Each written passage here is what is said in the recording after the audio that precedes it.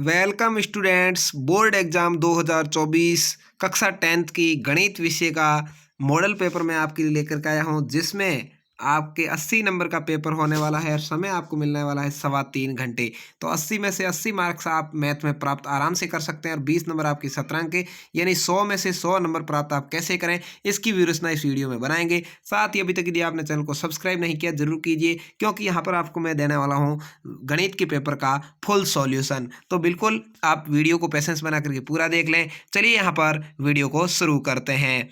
यहाँ पर देखिए, आपके सबसे पहले खंड अ आएगा। इसके अंदर 15 ऑब्जेक्टिव टाइप क्वेश्चंस आएंगे, यानी अबुसदा वाले। उसके बाद में आपके छोटे छोटे 10 क्वेश्चंस और आने वाले हैं और 7 आने वाले हैं रिक्त स्थान के। ठीक है, तो 7 रिक्त स्थान के और 10, यानी टोटल ये 32 नंबर के क्वेश्चंस आपके बहुत ही छोटे छोटे और महत्वपूर्ण आने वाले हैं। चलिए यहाँ पर शुरू करते हैं। 144 और 198 का मसप क्या होगा? तो इन दोनों का ही मसप आप ज्ञात करेंगे तो आपके आ जाएगा 18। डी आपका राइट आंसर हो जाएगा।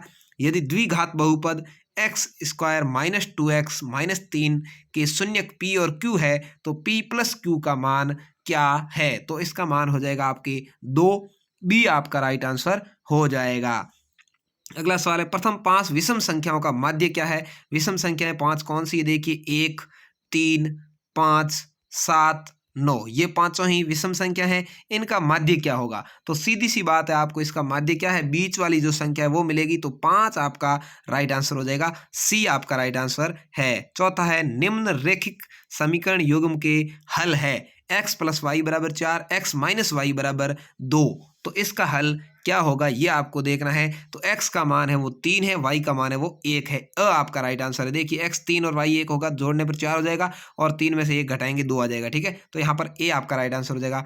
पांचवा, किसी समांतर श्रेणी का प्रथम पद 2 और सार्वंतर 3 हो तो समांतर श्रेणी कौन सी होगी? प्रथम पद 2 होना चाहिए। देखिए, सभी में 2 है। समांतर श्रेणी सार्वंतर 3 होना चाहिए। ठीक है, 2 3 5, 5 3 8, 3 11 ये हो रहा है। तो ए आपका यहाँ पर भी राइट आंसर हो जाएगा। ठीक है, बाकी के अंदर आप देखेंगे यहाँ 2 का ही अंतर है, तो ये नहीं होगा। इसमें 4 का अंतर हो गया, इसमें भी अंतर है ही नहीं, तो यहाँ पर ये गलत हो जाएंगे। ए आपका राइट आंसर हो जाएगा। छठा है, दो त्रिभुजों के सर्वांग सम होने के लिए निम्नलिखित में से कौन सी प्रतिबद्धता पर्याप्त नहीं है? क्या है? पर्याप्त नहीं है, आपको ध्यान रखना है। तो एस एस ए, ठीक है, ये पर्याप्त नहीं है, क्योंकि एस एस होता है, ए एस ए होता है, एस एस एस होता है। ठीक है, लेकिन एस एस ए नहीं होता, दो भुजाएं और एक एंगल नहीं होता। ठीक है, तो यहाँ पर ए आपका राइट आंसर हो जाएगा।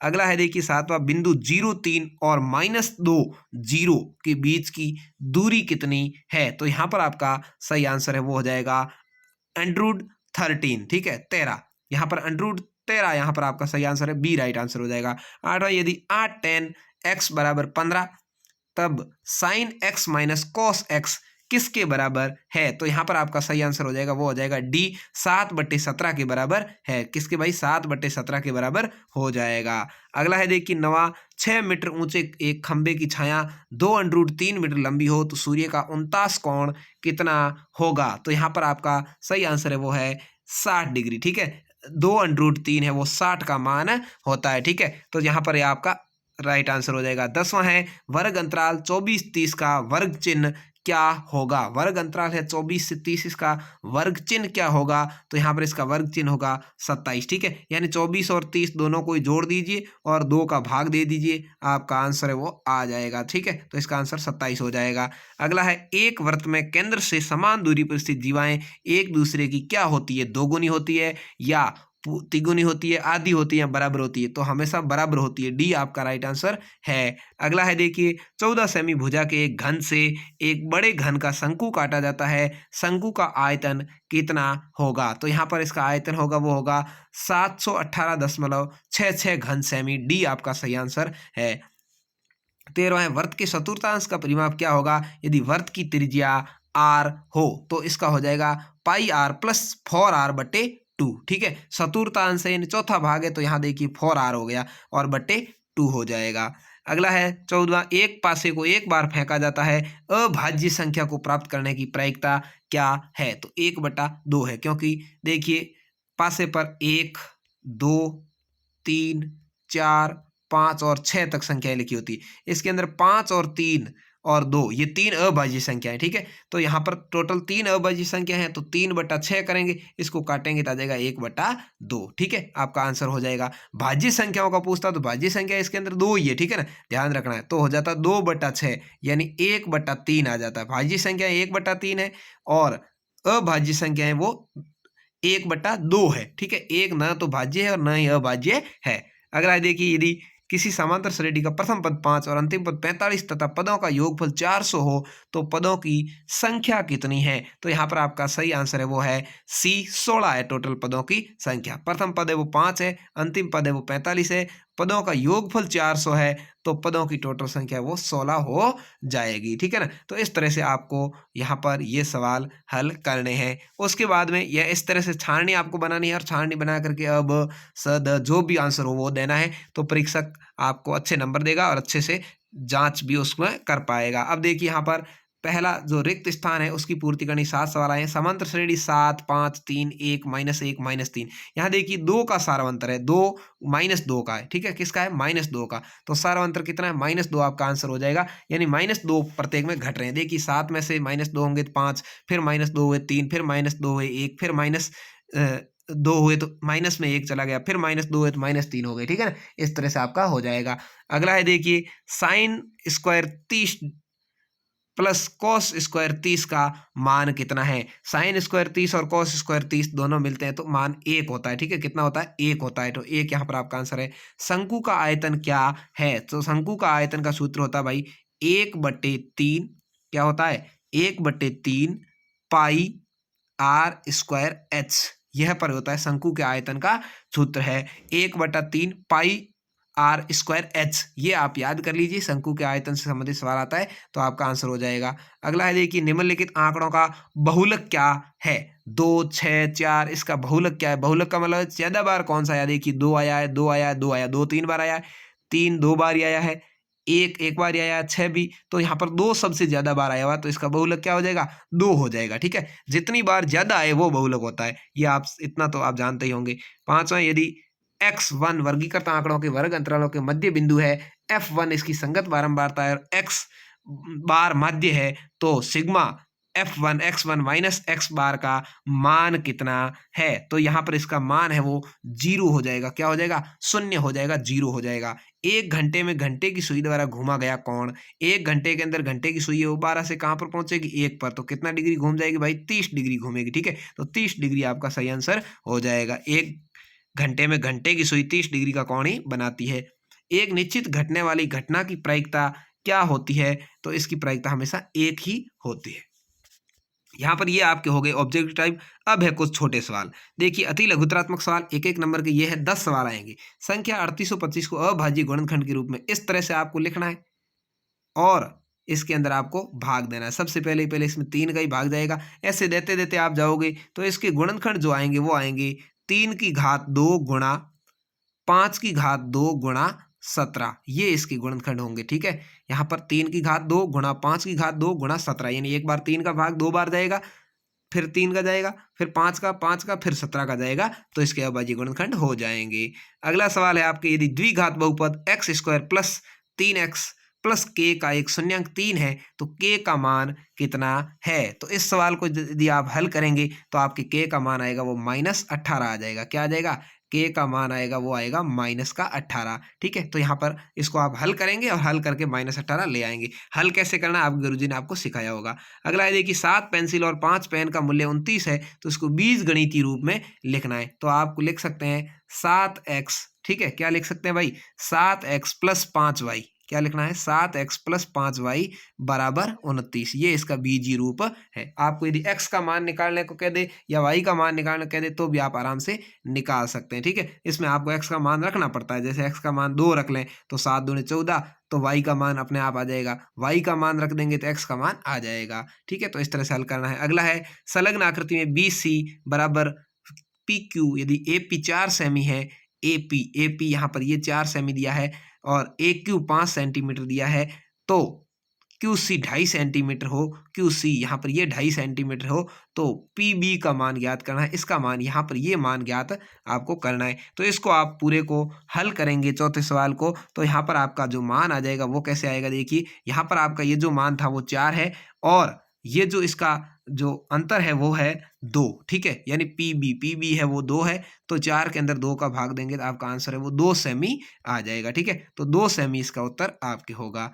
अगला है देखिए बिंदु -2 9 की एक्स अक्ष से दूरी कितनी है, तो इसकी लंबवत दूरी है वो 9 ही होगी। कितनी होगी भाई, लंबवत दूरी है वह 9 होगी, ठीक है ना। यहाँ पर आपको लिखना है लंबवत दूरी 9 है। अगला है देखिए यदि एक गोले का संपूर्ण पृष्ठीय क्षेत्रफल 36 सेंटीमीटर स्क्वायर है तो उसकी त्रिज्या ज्ञात करनी है। इसके लिए आपको सबसे पहले क्या चाहिए, गोले का सूत्र चाहिए, तो वो है 4 पाई आर स्क्वायर। क्या है भाई, 4 पाई आर स्क्वायर बराबर 36, ये आप रख दीजिए और इसको आप आराम से हल कर सकते हैं। इसको हल करेंगे तो आपके इसकी त्रिज्या है वो आ जाएगी 1.69 सेंटीमीटर, ठीक है। यहाँ पर ये आ जाएगी आपकी इसकी त्रिज्या। इसका मान रखेंगे, पाई का मान रखेंगे 22/7 और आर का जो पीछे रहेगा उसका स्क्वायर निकालेंगे तो 1.69 सेंटीमीटर इसका आंसर आ जाएगा।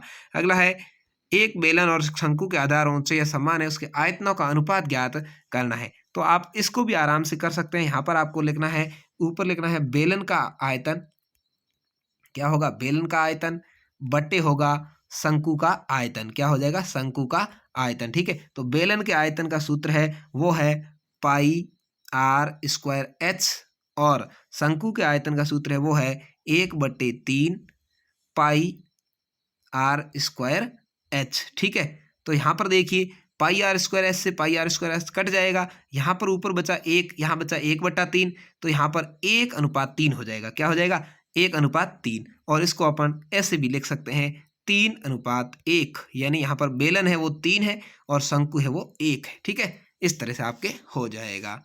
अगला है 21 सेमी त्रिज्या वाले वृत्त का एक चाप केंद्र पर 60 डिग्री का कोण अंतरित करता है, चाप की लंबाई ज्ञात करनी है। तो इसको आप आराम से कर सकते हैं। यहाँ पर आपको लिखना है थीटा बटे 360 डिग्री, ठीक है। यहाँ पर थीटा का मान क्या है भाई, 60 डिग्री, क्या है, 60 डिग्री। तो थीटा की जगह आप लिख देंगे और इसके गुणा होगा वो होगा 2 पाई आर से। किससे होगा, 2 पाई आर से। तो यहाँ पर आप लिख देंगे 60/360, 60/360 और यहाँ पर गुणा 2 है, गुणा 22/7 है और गुणा 21 है, ठीक है, क्योंकि त्रिज्या यहाँ कितनी दी हुई है, 21 दी हुई है। अब आप इसको हल करेंगे आराम से आपको उत्तर निकल जाएगा। 0 से 0 कट गया, 6 से ये कट जाएगा, आएगा 6, यहाँ 2 से 6 कट जाएगा, हो जाएगा 3 और 3 को यहाँ 21 से काट देंगे तो आ जाएगा 7×3=21, 7 से 7 कट जाएगा, क्या बचा, 22 बचा। तो यहाँ पर आपका 22 सेंटीमीटर उत्तर आ गया, ठीक है। बहुत ही आसान तरीके से आप इस सवाल को हल कर सकते हैं। अगला है देखिए भूमि के एक बिंदु से जो मीनार के पाद बिंदु से 30 मीटर की दूरी पर है, मीनार की शिखर का उन्नयन कोण 30 डिग्री है, मीनार की ऊंचाई आपको ज्ञात करनी है। तो इसके अंदर आपको मीनार की ऊंचाई ज्ञात करनी है तो tan थीटा का प्रयोग होगा। कौन सा होगा, tan थीटा। और tan थीटा के अंदर 30 डिग्री का जो मान होता है वो होता है 1√3। क्या होता है भाई, 1√3 होता है। तो इसका आपके मान आ जाएगा, वो आ जाएगा 17.32 मीटर, ठीक है। यहाँ पर ये आपका आंसर आ जाएगा। अब अगला सवाल है आपका जो आया है, एक वृक्ष पृथ्वी से 4 मीटर की ऊंचाई से टूटकर इस प्रकार गिरता है, वृक्ष जिसका ऊपरी सिरा पृथ्वी से 30 डिग्री का कोण बनाता है, वृक्ष की कुल ऊंचाई आपको बतानी है। तो यहाँ पर जो वृक्ष था यहाँ से टूट गया मान लो और वो ऐसे गिर गया, तो ये जो दूरी है ये जो होगी साइन थीटा कहलाएगी, ठीक है। साइन थीटा में 30 डिग्री का मान है, इसका आपको प्रयोग करना है और इसका प्रयोग करेंगे तो आपका उत्तर आएगा वो आएगा 12 मीटर। क्या आएगा भाई, 12 मीटर आ जाएगा, ठीक है। तो इस तरह से आपको ये छोटे छोटे सवाल थे 32 नंबर के। अब खंड ब के कुछ सवाल है, बहुत ज़्यादा समय आपके वीडियो में लग सकता है इसलिए मैं थोड़ा शॉर्ट करूंगा इसको। इसके जो आंसर है मैं आपको दिखा दूंगा, जल्दी से आप इनको देख करके आंसर हल करना सीख सकते हैं। यहाँ पर ये जो सारे सवाल आए हुए हैं देख सकते हैं आप, इन सवालों को देख लीजिए पहले, फिर मैं आपको इनके आंसर दिखा देता हूँ।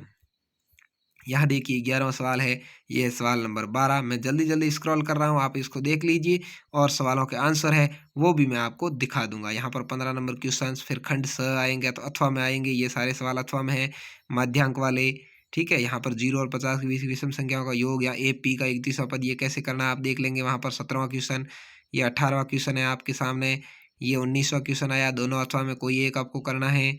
और ये यहाँ पर खंड द आ गया है, 20वां क्वेश्चन यहाँ पर है, ये भी अथवा में है, आपको तो कोई दोनों में से एक करना है।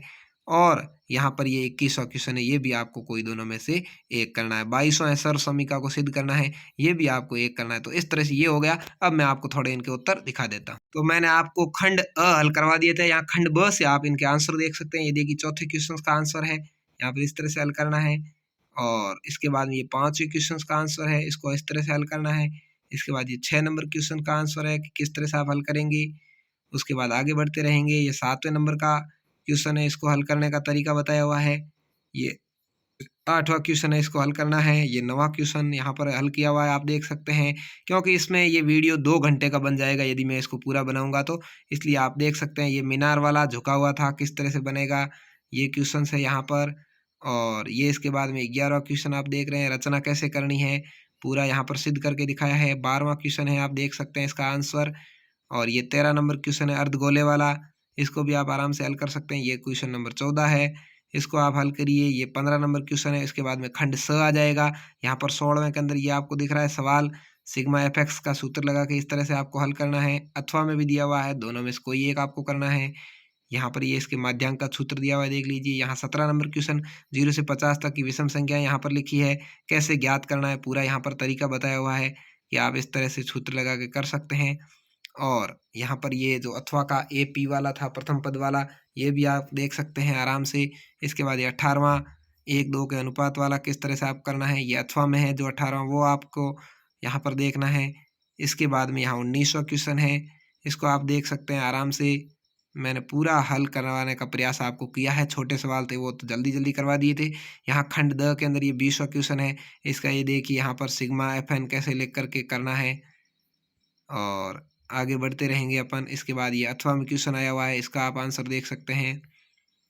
बहुत ही गणित के अंदर आपको थोड़ी मेहनत करनी पड़ेगी। ये 21वां क्वेश्चन है, ज़्यादा हार्ड नहीं है, बहुत सरल है। यदि आप इसको हल करना सीख गए तो अच्छे से नंबर, सबसे अच्छे नंबर है वो आपको गणित में ही मिलते हैं। ये यहाँ पर साइन थीटा वाले थे।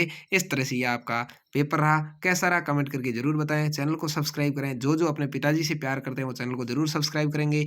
और वीडियो को लाइक शेयर करें। सभी सब्जेक्ट्स के आपके वीडियो जल्द ही आ रहे हैं। धन्यवाद।